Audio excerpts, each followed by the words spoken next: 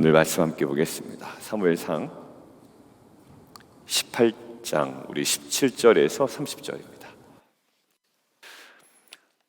오늘 본문에 보면 사울의 이중성에 대해서 아주 명확하게 표현이 됩니다. 사울의 이중성이에요. 자, 이중성이라 하면 누구에게나 다 있습니다. 그러나 사울이 갖고 있는 이 이중성이 오늘은 아주 확연하게 드러나고요. 오늘 사무엘상의 저자는 그것들을 아주 명확하게 표현을 합니다. 17절 함께 보겠습니다. 자, 17절에 저는 동그라미를 어디에 쳤냐면 내게 아내로 주린이에 동그라미 쳤습니다. 말이죠. 누구에게 한 말입니까? 다윗에게 이르되. 다윗에게 이르되는 밑줄입니다. 다윗에게 한 말은 내 맏딸 메랍을 내게 아내로 제가 동그라미 쳐놓은 거 주리니 줄 거야 라고 하는 거예요. 근데 17절에 어디에 밑줄을 거놨냐면 이는 그가 생각하기를, 그러니 싸우라는 거죠. 근데 그의 생각은 동그라미 쳐놓은 데가 되게 하리라 라는 거예요. 무엇을? 블레셋 사람의 손을 그에게 되게 할 거야 라는 거예요. 다윗을 향한 말은 아내로 줄게 라고 했지만 그가 생각한 것은 블레셋 사람들의 손이 다윗의 몸에 닿고 다윗을 치게 하려는 속셈이었죠. 자, 21절 보십시오. 스스로 이르되 내가 딸을 그에게 주어서라고 했죠. 아까 17절에 있는 주다, 굉장히 호의적인 행동 같아요. 근데 호의적인 행동이었죠. 실제로 줄 수밖에 없게 되었습니다. 주어서 그에게 뭐가? 올무가 된다. 준다라는 호의적 행동이 올무가 되게 한다라는 전혀 반대되는 일이 있습니다. 그리고 결국 어떻게? 목적은 치게 하리라, 치게.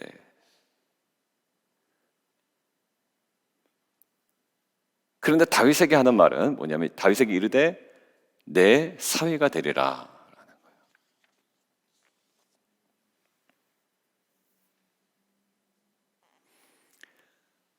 자, 그리고 25절 사울이 이르되 너는 다윗에게 이같이 말하기를, 다윗에게 말을 전하라는 거예요. 25절에. 자, 뭐라고요? 포피 100개를 원한다. 아무것도 원하지 않고. 근데 거기 보세요. 사울의 생각에 다윗을 블레셋 사람들의 손에 죽게 하리라 함이라. 사울의 말과 사울의 생각이 전혀 다르죠. 근데 오늘 성경은 무엇이 사울의 정체성을 드러내는지를 정확하게 우리에게 알려주고 있습니다. 말에 있지 않아요. 아무도 모르는 그의 생각이 있는 겁니다. 오늘 묵상이요. 사람들과 나누는 우리들의 말이 있습니다. 내가 하는 말에 내가 은혜 받기도 합니다, 사실. 그죠? 그럴 때 있죠. 전혀 내가 예상했던 나눔이 아닌데 나눔하다가 내 나눔에 내가 은혜 받을 때가 있어요. 그러니까 정말 은혜죠. 은혜입니다.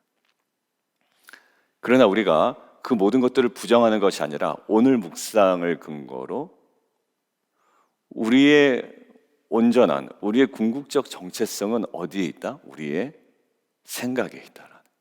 그래서 아까 제가 처음에 기도할 때처럼 우리의 마음과 생각을 지키신다. 우리 빌립보서 묵상했지만, 그러니까 우리가 오늘도 다스려야 되는 것은 뭘까요? 우리의 마음이요, 우리의 생각이에요. 지킬 만한 것 중에 무엇을 지켜라? 너의 마음을 지켜라. 너의 생각을 지켜라라는 것. 그러고 보니 예수님께서 복음서에 나타나는 것을 보니 가늠하지 않았습니다. 그런데 음욕을 품는 걸 뭐라고 여기신다고요? 간음했다라고 여기는. 어제 안 목사님 예를 들면 예.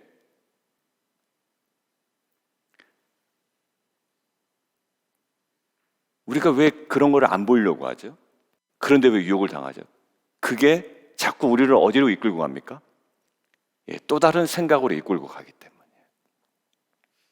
그 단순히 본다는 게 무슨 의미가 있어요? 근데 이 봄이 어느 쪽으로 갑니까? 예, 생각 쪽으로 가고 더 또렷한 어떤 마음을 품게 되는 거예요. 오늘 우리의 말에 집중하기보다 오늘 하루는 우리의 생각에 집중하고 또한 돌아보는 하루가 되었으면 좋겠습니다. 나는 참 좋아. 나는 이래. 이건 이거야 라고 수없이 우리의 입술로 규정하고 있는 것들이 있죠. 그리고 맞습니다. 대부분이 맞아요. 아내를 주겠다. 너는 나의 사이가 되겠다. 굉장히 호의적인 여러 가지 이야기들이지만 사실 가장 중요한 것, 이게 내 마음과 생각에 무엇을 품고 있느냐라는 거예요. 오늘 저와 여러분들이 주님께서 말씀하셨고 바울 서신에서도 이야기하는 것처럼 오늘도 전 모든 지각에 뛰어난 하나님의 평강이 우리의 마음과 생각을 지키시는, 그리고 그렇게 되기 위하여 오늘도 겸손하게 기도와 말씀의 자리로 나아가는 저와 여러분 되기를 주님의 이름으로 축원합니다.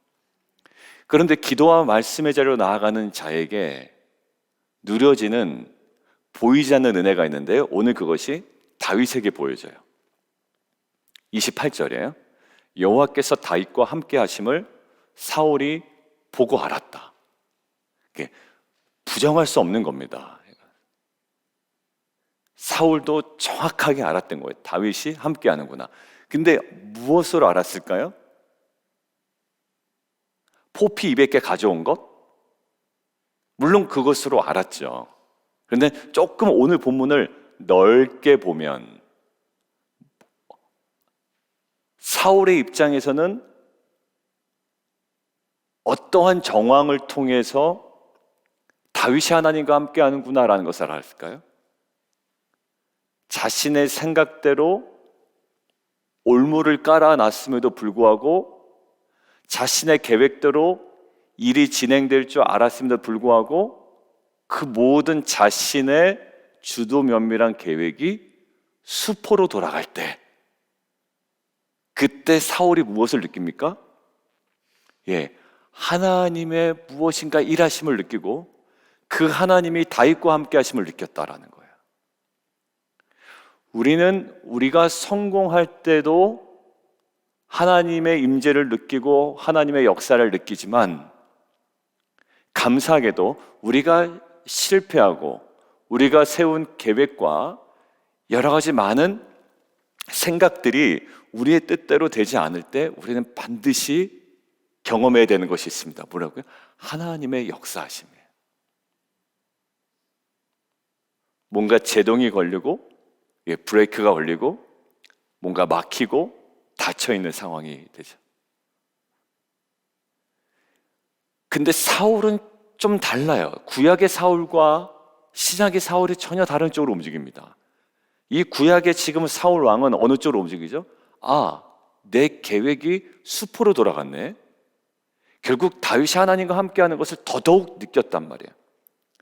근데 29절 어느 쪽으로 갑니까? 그걸 보고 자신의 계획이 수포로 돌아가고 하나님께서 다윗과 함께 하시는 봄에도 불구하고 어느 수준에서 머물고 있냐면 29절, 사울이 하나님을 찾았더라도 아니고 사울이 하나님께 회개했다도 아니고 그냥 어느 마음 언저리에서 머물고 있나요? 더욱 두려워요. 저는 이게 좀 쿵 하고 저의 마음속에 던지는, 아니나 다를까 많은 학자들이 더욱 두려워요의 이 표현을 다 집중하고 있어요.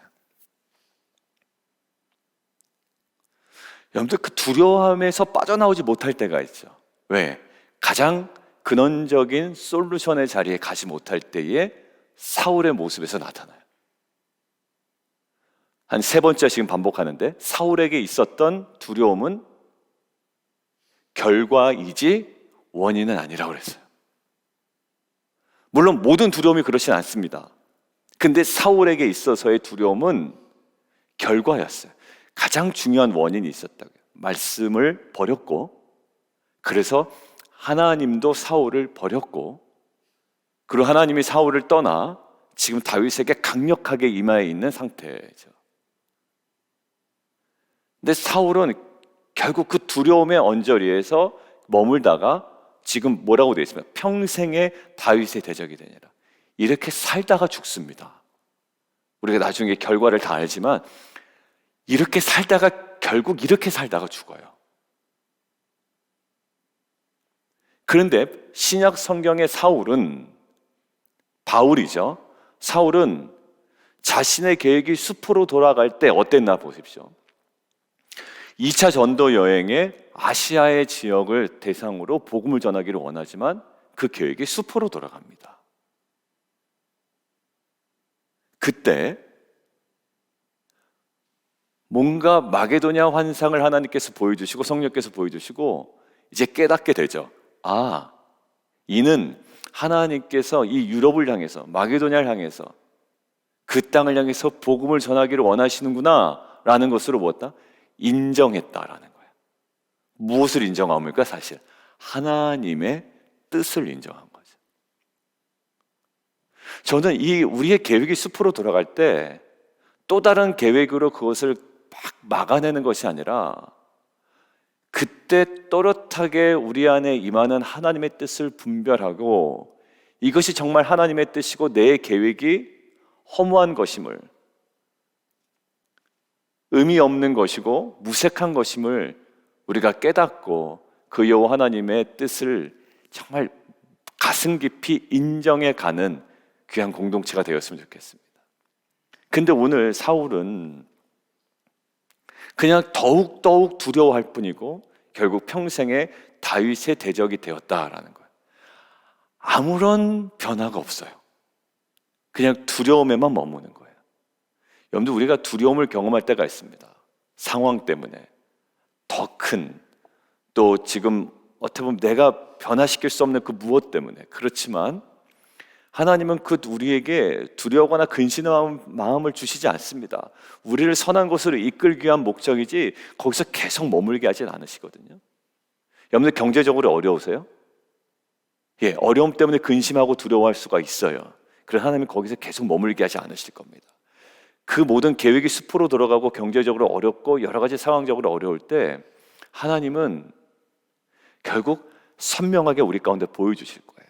저희 큰아들 얘기했습니다만 모든 계획이 숲으로 돌아가기 바로 직전이에요. 저희가 지금 아시는 분들은 알겠지만 그때 또 다른 방법을 강구하는 게 아니라 왜 이것들이 숲으로 돌아가는지를, 왜 그런 직전까지 지금 하나님께서 보게 하시는지를, 그리고 이것을 통해서 하나님께서 무엇을 원하시는지를 저희 아들과 저희 가정은 겸손하게 깨달아 가고 있습니다. 기도 부탁을 기도 제목을 요청하신 분이 있어서 제가 기도 부탁을 드렸어요. 목사님, 저희가 맨날 항상 목사님 기도의 빛을 지고 있는데 목사님 기도를 좀 같이 하고 싶습니다. 알려주세요. 그래서 아주 지극히 개인적인 기도 제목을 보내드렸어요. 그때 그게 한 달 정도 된 것 같아요. 그 아들과 관련된 일이었어요. 그러면서 물어보신 거예요. 이분이 어제, 목사님 혹시 변화가 있나요? 그래서 전혀 없습니다 하고 웃음 보냈어요. 전혀 없고요. 정말 은혜 아니면 안 될 것 같습니다 라고 말씀드렸어요. 근데 가장 중요한 레슨을 저희가 알아가고 있는 중입니다 라고 했어요. 사실 굉장히 속상하고 두렵고 막 짜증나기도 했어요. 그렇지만 그 가운데 하나님께서 보게 하시고 인정하게 하신 부분을 우리가 정확하게 인정하며 나아갈 때 약간의 밀림과 후퇴와 어찌 보면 더딤은 있지만 가장 중요한 것들을 붙잡고 가는 은혜의 시기가 될 줄 저는 믿습니다. 여러분들 마찬가지예요. 지금 당장 돈이 없으면 돈이 들어와야 되고 지금 내가 직장이 없으면 직장에 잡혀야 되고, 물론 이것들이 우리에게 주는 은혜이기도 하지만 그 어려움과 뭔가 계획대로 되지 아니하고 나는 이러려고 한 게 아닌데 뭔가 계획이 완전히 숲으로 돌아갈 때가 있어요. 그때 하나님께서 그거 아니었으면 하나님 앞으로 돌아오지 않았을 거예요. 그리고 그 하나님의 분명한 뜻을 발견하지 못했을 거예요. 그런데 아무나 돌아오는 것이 아니고 아무나 발견하는 것이 아니에요. 사울은 계속 더욱 두려워할 뿐, 다윗의 대적만 될 뿐 아무렇지도 못합니다. 그런데 신약의 사울은, 그리고 이 시간 이 새벽에 하나님 앞에 나와 있는 저와 여러분은 정말 하나님의 뜻을 우리가 분별하기를 원하고 그 뜻이 우리 안에 선명해질 때 그것을 우리가 마음속 깊이 인정하고 믿음으로 걸어갈 수 있는 귀한 성도, 교회, 이미 하나님께서 그렇게 불러주신 줄 믿습니다. 그러니까 그 은혜로 오늘 우리가 더욱더 믿음으로 살아가는 저 여러분 되기를 원하고요. 오늘 마지막으로 하나만 좀 체크하고 넘어갈 텐데 30절에 보면 블레셋 사람들의 방백이 싸우러 나오면 그들이 나올 때마다 다윗이 사울의 모든 신하보다 더 지혜롭게 행하며 이에 그의 이름이 심히 귀하게 됩니다. 하나님과 함께 했던 다윗에게 보여지는 특징이 있죠. 더 지혜롭고, 그가 지혜롭단 말은 여러 번 나와서 우리가 이제 반복해서 하는 더 지혜롭다. 세상 사람들은요, 고생도 끝이 없다라고 생각하죠. 이거보다 더 안 좋게 될까 봐 두렵다라고 하잖아요. 근데 좋을 때는 이것만으로도 만족합니다. 그렇지만 보십시오, 지혜로움보다 뭐예요? 더 지혜로움이 있어요. 여러분들, 이것을 근거로 여러분들에게 있는 어떤 그 영역의 한계를 정하지 마시고, 우리 교회도 한계도 정하지 마시고, 여러분들의 사역의 한계도 정하지 마시고, 이것이 여호와 하나님이 함께 하시는 자의 은혜예요. 딱 요만큼 그런 거 없습니다. 하나님 자체가 무한하신 분인데 왜 우리에게 한계를 정하시겠어요? 나의 욕망을 위한 것이면 그것이 문제가 되겠지만, 나의 욕망을 위하여 지금 모든 것들을 다 사용하자. 딸도 사용하고 맏딸 사용했다가 미갈 사용했다가 이것을 여호와의 싸움이라고도 막 이름을 붙였다가, 그것이 문제지. 여호와 하나님과 함께하는 이 다윗에게는 더 지혜롭고 어떻게 심히 귀하게 됩니다. 어디에 승부가 있습니까? 여호와 하나님과 함께하는 것. 내가 아무리 밝은 척을 해도, 아무리 성스러운 척을 해도, 어제도 얘기했잖아요. 아무리 내가 거룩한 척을 해도 그냥 인정해 버리는 게 제일 나아요. 어제 목사님처럼, 그죠? 우리가 만약에 미디어 금식을 했는데 또 실패했어요. 실패 안 한 척하지 말고 실패 인정하고, 우리는 이거밖에 안 돼. 그렇지만 어제 목사님 말씀하신 대로 그럼에도 불구하고 이 은혜가 얼마나 더하냐.